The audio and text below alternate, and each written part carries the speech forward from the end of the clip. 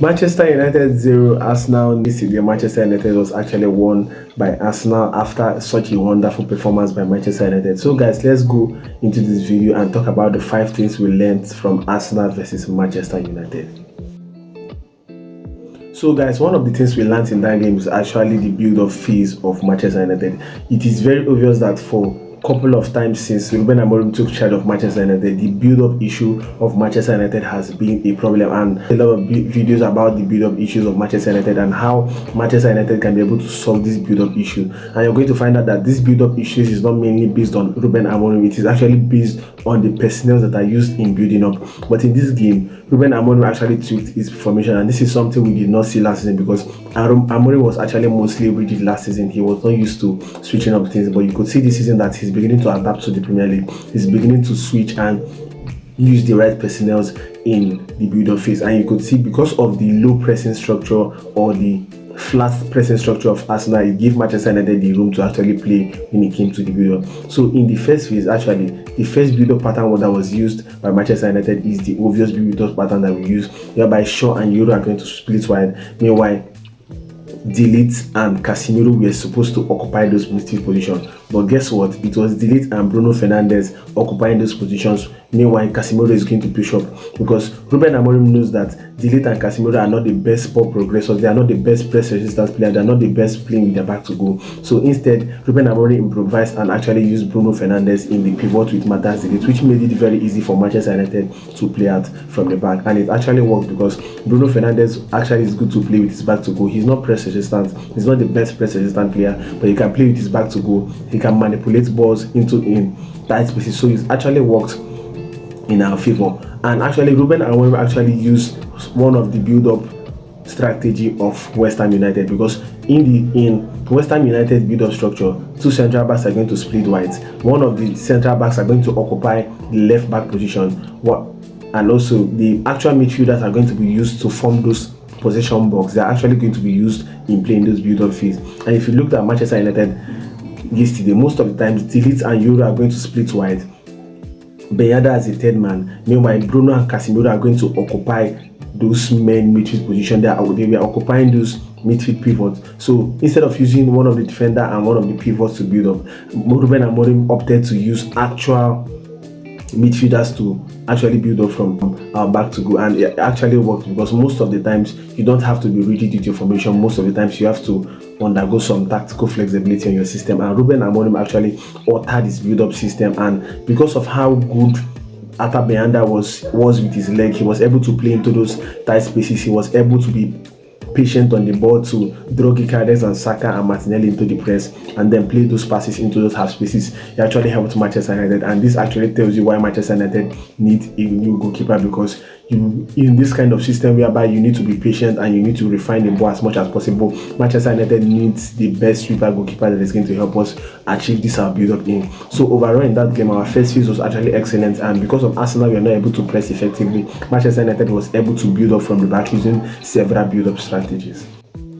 So guys, let's talk about the wrong pressing structure of Arsenal that was actually exploited by Manchester United. So earlier in the game, Arsenal was pressing with a 4-2-4 kind of system whereby Shaw and Euro was actually being looked to be pressed by Martinelli and Saka once the ball is being played to them by Ata Beanda. So Saka and Martinelli were looking to press once the ball was played to either Shaw or Euro, and that actually hampered the whole situation because Manchester United had solutions for everything they wanted to do. And also Gyökeres and Odegaard was actually looking to pin those two pivots down in the midfield. They are looking to occupy those positions in the midfield, whereby Saka and Martinelli will be looking to press and occupy those high positions. But because of the relatively high positions of Dogu and Dalot, it was easy for Ata Beanda to actually play those long balls into Dogu on Dalot, and this actually meant that Mason Mount and Dogu was 2-against-1 versus Ben White, and that actually caused Manchester United to play very well, to play in those pocket spaces, and Arsenal was actually exploited because their pressing structure was not effective. The pressing structure was not actually good, and some of the game,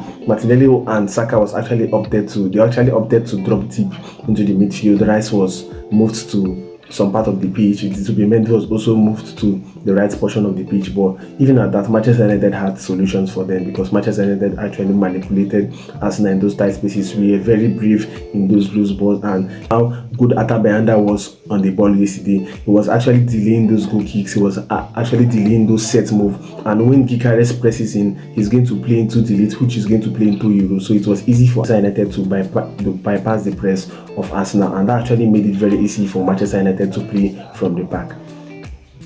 So guys, let's actually look at how Manchester United played in the second phase. And before looking at that, I want to actually look at the personnel and what they were offering in the pitch. When you look at Euro and Shaw, you were going to notice that they were the progressors. They were known for progressing the ball, and because of the relatively deep positions at times of Saka and Martinelli, that actually meant that Euro and Shaw were able to progress the ball further up the pitch to play those line breaking passes and to be able to play into those pocket spaces. Casemiro and Bruno were the pivots. They are not actually ball progressors or press resistant players, but they were looking to play those long balls into those wide channels. Dogo and Shaw were looking to make those off the ball movements, which they did not make most of the times, and the two times were looking to drop deep and play with the team. And also, the striker was looking to bring fluidity. Matheus Cunha was bringing a lot of fluidity into the game. And what Manchester United was actually looking to do in that game was to, because of most of the time Saka and Martinelli were also high, most of the times they were low, based on how Manchester United were playing in a particular sequence. Most of the times when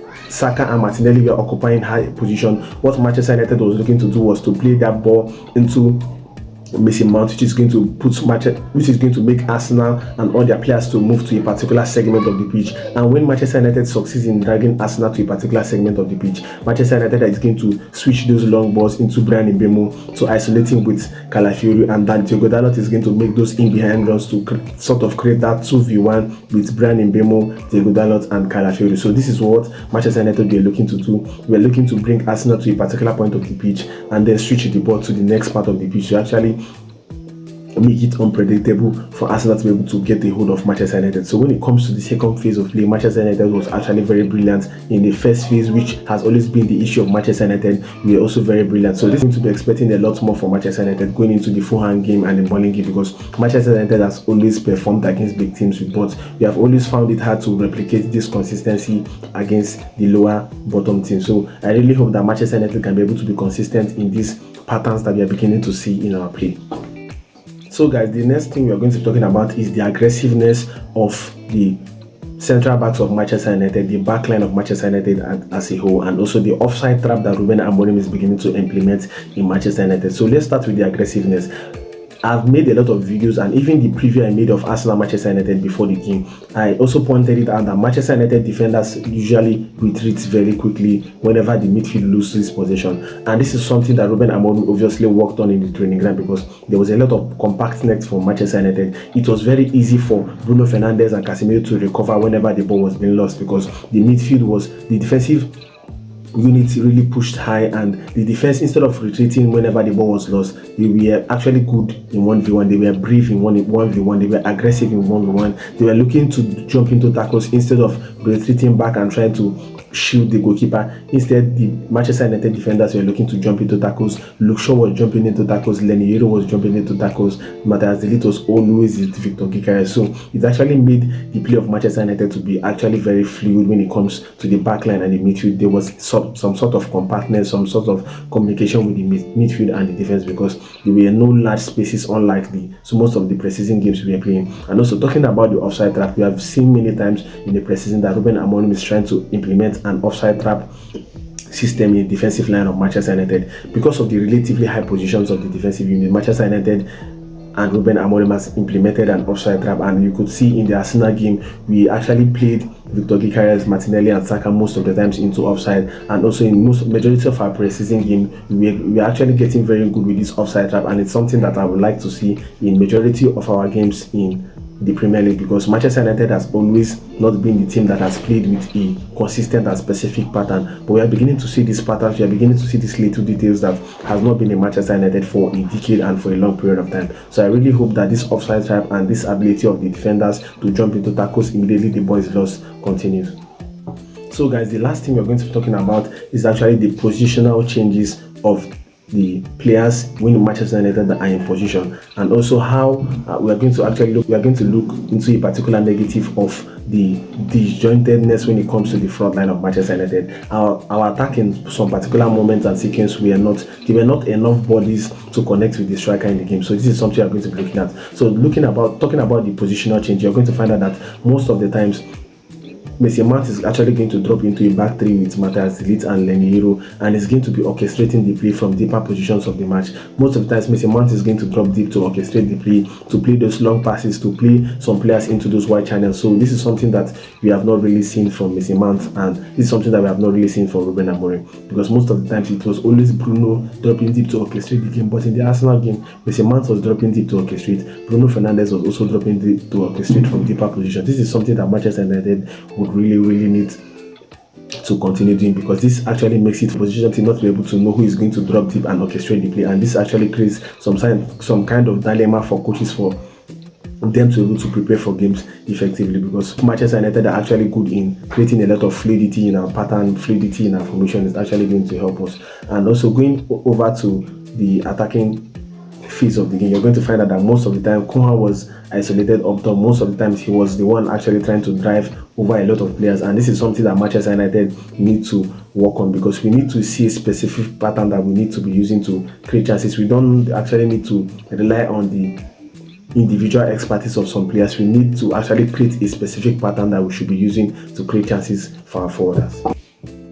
So guys, this is actually the 5 things we learned from the Manchester United game against Arsenal, and I hope I continue to see a lot of development, a lot of improvements for Manchester United going forward. So guys, I want you guys to like, to share, to subscribe to Old Trafford, and I want you guys to also give me your thoughts on what you feel about the Manchester United game and the Arsenal game, and what you feel Ruben Amorim should be able to work on coming the Fulham game on Sunday. So see you guys in my next video.